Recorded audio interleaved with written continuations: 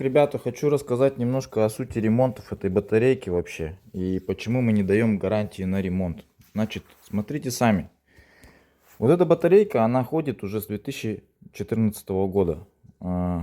Эта батарейка уже разбиралась и уже меняли здесь, была замена батареи. Вот это вот Аква. На ней пробег уже в районе там 200 тысяч километров. Даже больше, 217 что ли, что-то такое. В общем, эта батарейка металлогидридная, она ходит всего 200 тысяч примерно. Бывает раньше уходит, потому что ловит перегревы, допустим. Не чистите кулера, не чистите там вовремя контакты и все такое. Она может уйти как на 120, как на 150. Да даже можно новую батарею поставить, вот такую гидридную. Прям с упаковки. И не знаю, заложить кулер какой-нибудь тряпкой или что-нибудь. И она поймает перегрев в течение недели и уже будет ей плохо. Вот. То есть этот процесс очень быстро происходит, когда батарея ловит этот перегрев. Там внутри есть жидкость, она выкипает. Эта жидкость металлгидрид. Почему назвали металлгидридная батарея? Потому что этот элемент состоит из металла, а внутри есть жидкость гидрид. Ну, это можно сказать, гидрид это что-то типа дистиллированной воды, да, внутри налито. И когда начинается перегрев, батарейка греется, допустим, середина, вот, свыше там 60-70 градусов, она начинает гидрид выкипать. Он выкипает и выходит вот через вот эти газовые отверстия наружу в виде пара. Вот. Элемент таким образом теряет в емкости с 60 там, до минус там, 10. Вот. И все, и выходит из строя. Короткое замыкание. У каждого элемента есть банка. Сейчас немножко на элементе покажу. Вот так вот элемент состоит, да. Вот это вот отсеки. Там внутри есть перегородочки. Как бы я скрывал этот элемент, там есть перегородочки. И внутри этих перегородок вот это вот и считается, что одна банка, вторая банка, третья банка, четвертая, пятая, шестая. Ну это как аккумулятор обычный, да, по сути. Вот. Ну теперь придем к тому моменту, почему мы не даем гарантию на ремонт именно. Потому что, вот смотрите, батарейка прошла вчера тест, и у нее вот такая вот показала емкости. 42%, это значит, что в ней гидрида где-то примерно на 40%. Вот так вот всего лишь. Там внутри есть жидкости. Вот это вот 75%. У нее жидкости примерно вот так. Вот в таком уровне, да? Как картриджи в этом принтере. Краски вот столько. 25%. Тут уже почти вообще ни хрена нету, не осталось. Ну вот.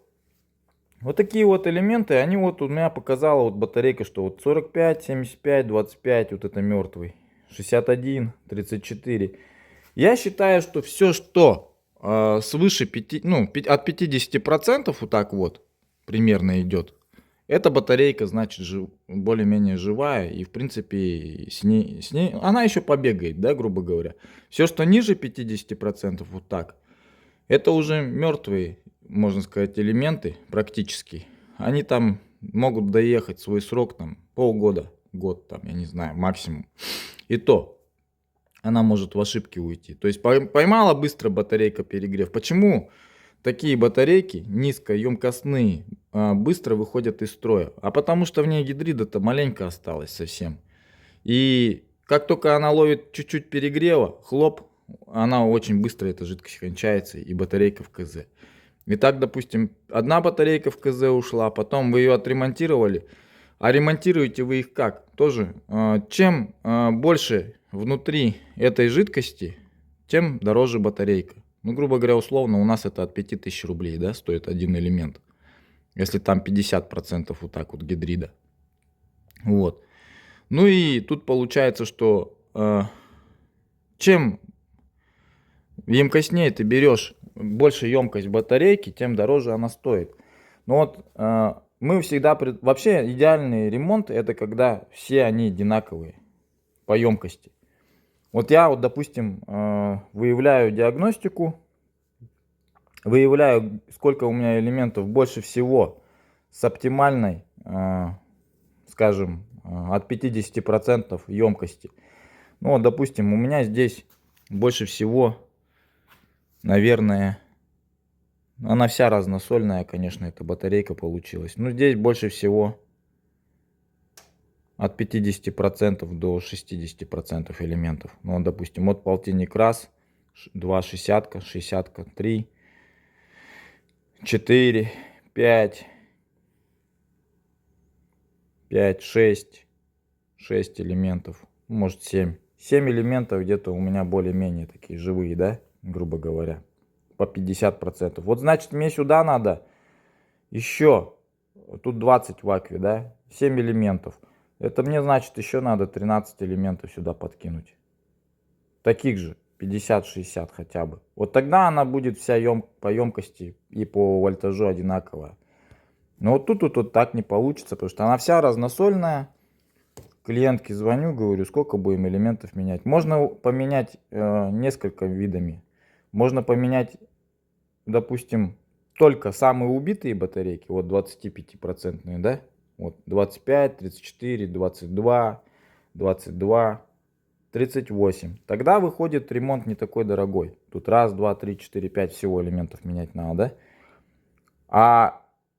И подкинуть сюда 60-х, допустим, или полтинников. Тогда она будет выровняться по емкости и более-менее, да, как бы, ну, еще походит. Но в этой батарейке остаются еще элементы низкие. Вот 42, 48, допустим. Он же следующий пойдет. 46, он следующий пойдет. По-хорошему, чтобы эта батарейка еще дольше походила, еще надо элементов менять где-то около 10 тогда получается. Это полпачки. Соответственно, ремонт дороже выходит. Вот. Но это будет покачественнее ремонт. И вот люди всегда выбирают самый дешевый ремонт. Всегда, по карману. Но хотят, чтобы мы батарейку сделали типа с гарантией. Там, следующий выйдет из строя там, через полгода. Приезжают там качать. А что ты же мне делал батарейку? Почему вот так вот? Почему она сломалась? Ну это я в целом говорю. А почему она сломалась через полгода? А потому что у нее следующий 42, он пошел, допустим. Вот. Поймала перегрев батареечка, все. Она следующий потянула за собой. Потом, у каждый элемент, вот этот вот, это не только емкость и вольтаж, у нее есть характеристика, а еще есть срок годности батарейки. Батарейка ходит в целом гидрит, ну 10 лет срок службы у нее, да, а батарейкам уже по 15 лет почти, что бывает некоторым. Ну даже 10 лет, это уже много. Чем старше этот элемент, тем меньше он бегает. Потому что у него тоже есть свои циклы заряда-разряда.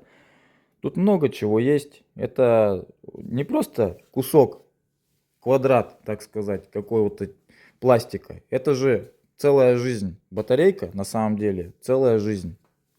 Она живет как человек, дышит. Постоянные у него циклы заряда, перезаряда. Там внутри целые процессы химические и физические проходят. Поэтому, ребята, вот хотел что объяснить, что не делайте дешевые ремонты. Если мастер говорит, надо поменять 10 элементов, значит примерно 10 надо поменять. А если мастер говорит, что эту батарею... Вот я бы вот за вот эту, допустим, батарейку уже, наверное, бороться не стал бы. Я бы, наверное, контракт поставил бы на своем месте. Но если бы, конечно, каждый по кошельку смотрит. Но я могу, в принципе, ее и отремонтировать, что она походит годик. Годик-полтора, ну, может, не больше. Потому что она уже, во-первых, старенькая, а во-вторых, у нее уже тоже есть элементы, которые уже потихоньку выходят из строя. Вот. Сейчас я ее подремонтирую, поменяю всего 5 элементов и посмотрим, как она покажет себя на анализаторе в виде графиков и, ну, в общем, вольтажа. Как вольтаж. Самое главное ее теперь сбалансировать будет. Балансировать будем ее тоже сейчас. Баланс. Что такое баланс? Это когда вот эта пара, то есть Prius батарейку видит не в одном элементе, а попарно. Вот два элемента, два элемента, они скреплены, и он уже видит их вольтаж. И каждые два элемента должны быть по вольтажу одинаковы практически. Ну, у них разница всего 20 милливольт между собой.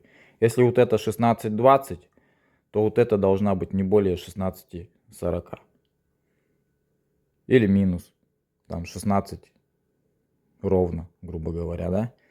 Но не больше и не меньше ни в ту сторону, ни в ту сторону. Тут все они должны быть практически одинаковые, по 16-20. Вот. Если они будут отклоняться друг от дружки больше, чем 16-20, там, или там другого какого-то показания, то батарейка, в принципе, как бы работать будет мало. Вот. Потому что если вот тут вот одна пара 16-50, а вот тут вот 16-10, расхождение в 40 милливольт, вот эта сильная пара будет тянуть за собой слабую пару потом. И она все равно быстрее умрет. Он быстрее высосет с нее энергию. Вот. Это работает именно вот таким образом, ребята. Вот что надо знать про гидридные элементы. Так, еще что хочу рассказать немножко по литий-ионной батарее. Вот. Сейчас мы уже начали потихонечку изучать тему лития. Да я ее давно как бы изучаю, на самом деле, уже 2 года, наверное, я смотрю в сторону лития. Но, если честно, я побаиваюсь заниматься китайским литием. Вот. Хотя владивостокские ребята уже в полную как бы работают и не боятся. Уже 2-3 года они китайский литий втыкают и вроде бы как ничего себе. Вот. Но я так поговорил с ребятами, говорю, а какие гарантии? Вот машина сгорит, что получится с этого? Вот.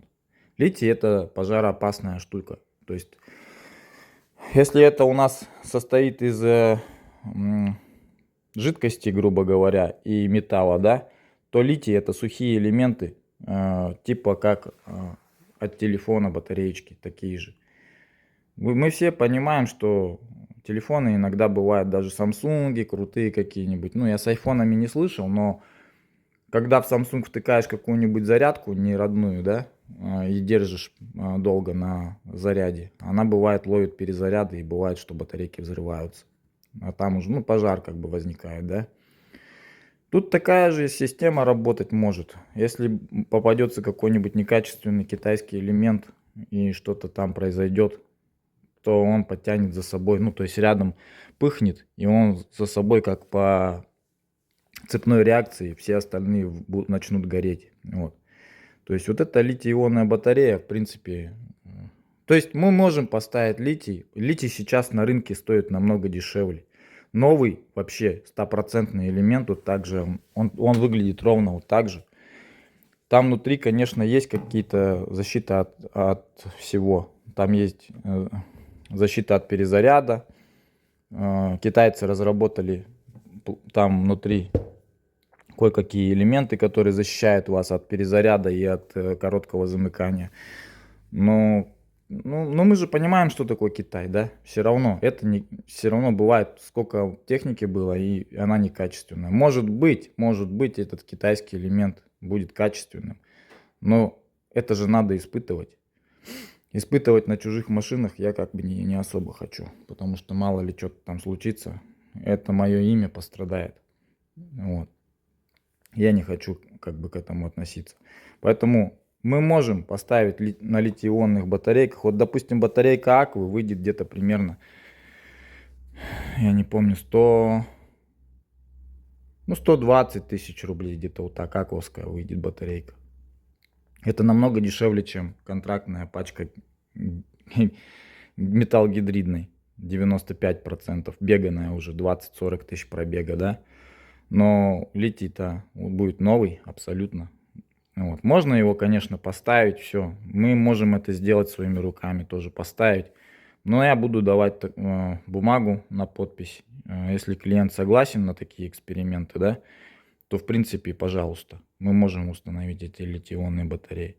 То есть я дам гарантию только на то, что если что-то с батареечкой случится, там какой-то элемент выйдет из строя, ну не сильно, да, критичный какой-то случай, что-то будет с батареечкой, я поменяю ее, это проблем нету. Но если что-то с тачкой случится, произойдет, я не хочу на себя брать такую ответственность. Вот. Так что мы как-то более привержены к старой технологии. Toyota разрабатывала эти элементы под металлгидрид. Ну, то есть машины разрабатывала под металлгидрид. И эти металлогидридные элементы очень качественные. Они прошли все тесты, они прошли все испытания. Вот. Да, у них есть своя недостаток, то, что гидрид выкипает в жару, но тем не менее он ходит. И ходит он, как говорится, по 10 лет. При нужном обслуживании, и бывает и больше ходит. Вот. Так что мы больше придерживаемся стороны ставить металлогидридные элементы. Сейчас уже генерация 4 элементов.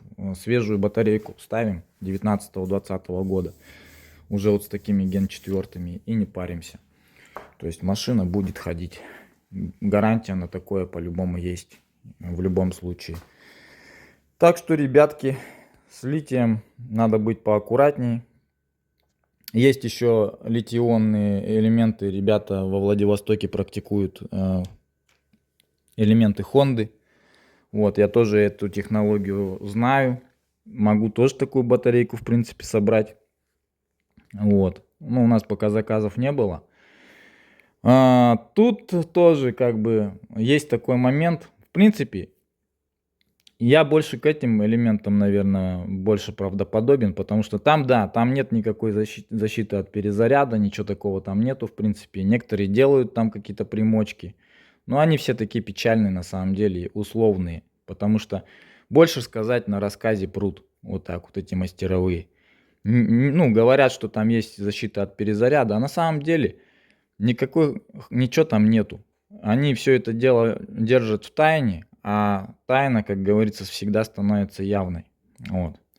И мы начали углубляться в эти серьезные моменты, и знаю, что ребята из Краснодара ставят более-менее версию элементов, ну и версию батарей собирают более грамотно. Там есть человечек, который вроде бы как более-менее в электронике соображает четко. Инженер какой-то или что. Но, в общем, он собирает на БЦМ-ках. Это китайские какие-то лифера элементы. Они маленькие такие, их очень много. Блоков получается там где-то 5, по-моему, что ли. Они вот так вот расположены. И в каждом есть платка.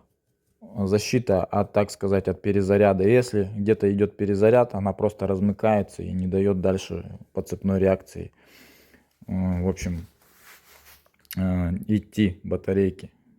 То есть пожар там, наверное, все-таки минимизирован. Но я думаю, что он к нулю не, как сказать-то, ну совсем этот фактор отсечь нельзя. Все равно там тоже может что-то произойти, потому что эта штука собиралась тоже руками, хоть и грамотными. Вот. Ну, есть еще на хондовских элементах ребята хабаровчане, знаю, что собирают там владивостокцы, красноярцы. Это вот Ефрат Авто у нас, Максимка есть, привет, если меня смотришь. Вот он тоже собирает давно, эта тема лития у него изученная. Сначала он делал на хондовских, но что-то там пошло все-таки не так. Что-то там такое пошло не так, что они перестали собирать на синем литии хондовском и начали собирать на тойотовском литии.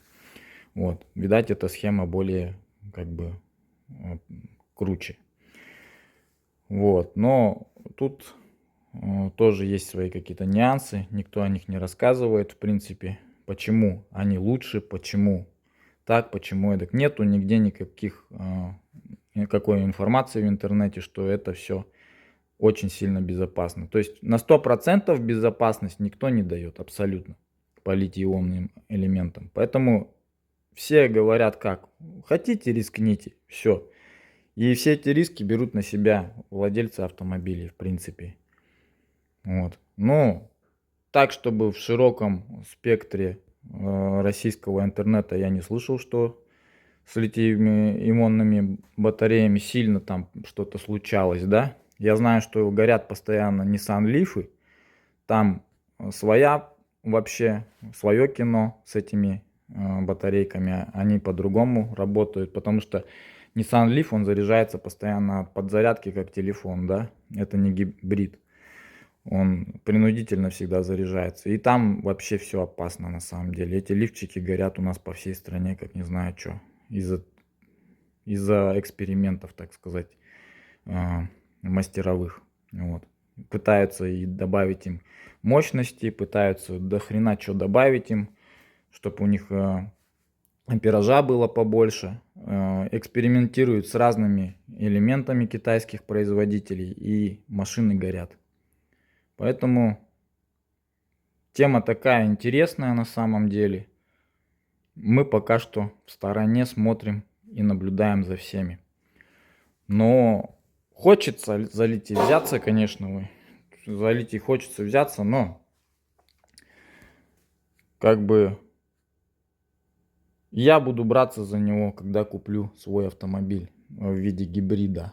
Ну, у меня есть, конечно, гибрид. Это Toyota Harrier, но экспериментировать я на нем не собираюсь. Вот.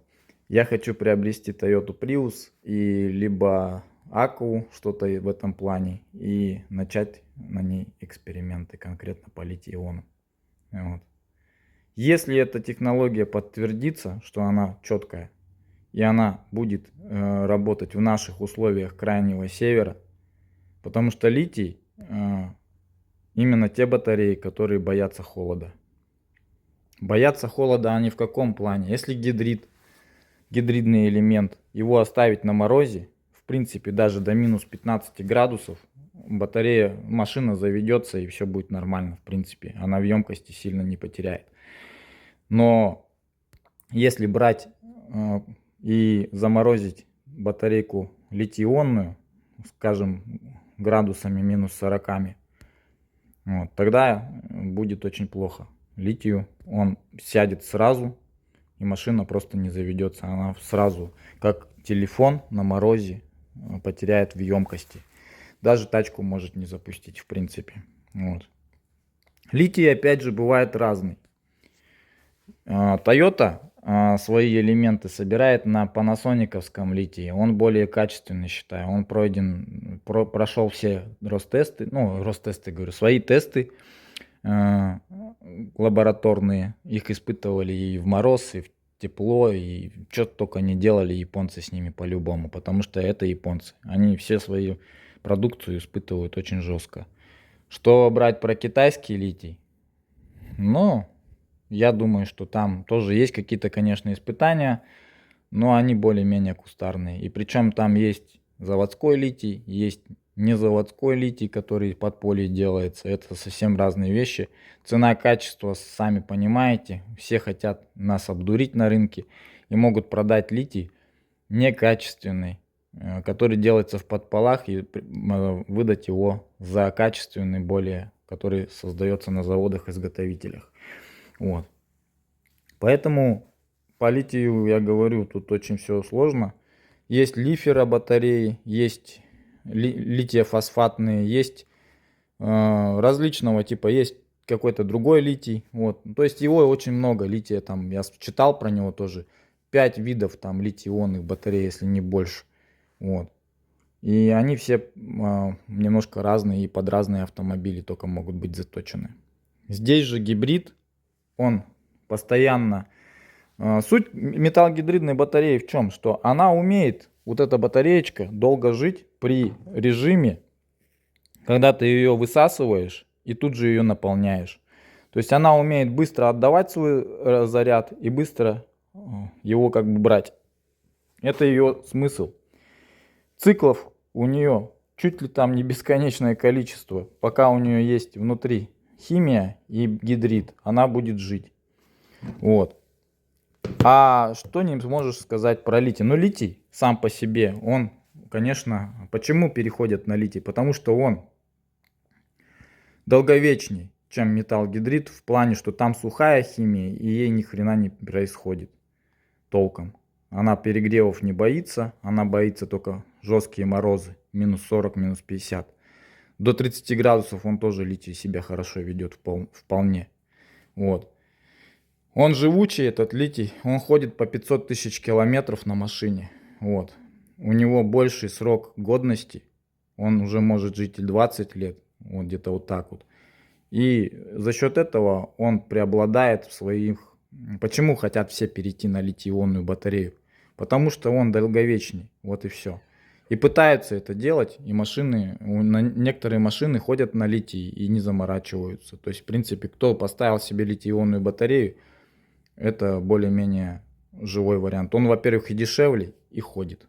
И потом не нужны эти сервисные ремонты постоянные. Ну, заезжать, обслуживать батарейку, можно про это забыть. Вот.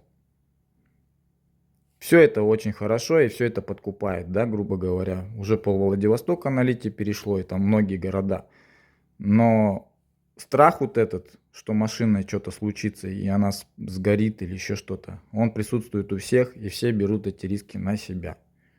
Вот и все. Все хотят, но все боятся. И тут же кто-то есть отчаянный, который идет на любые эксперименты, ему похрену на все. Он даже не боится, что у него с тачкой что-то произойдет. Он просто берет и делает. Вот. Берет просто на себя эти риски. Все, это все, что я хотел сказать про литий-ионные элементы. А мне, ребята, надо делать гидридную батареечку. Вот. Хотите, экспериментируйте. Ничего такого в этом нет. Это наоборот прикольно. Эксперименты это круто. Но если у вас последние бабки и последняя машина, так сказать, то не экспериментируйте. Не надо пока. Подождите немножко, когда все это устаканится и все будет нормально. Все, это все, что я хотел сказать. Все, ставьте лайк.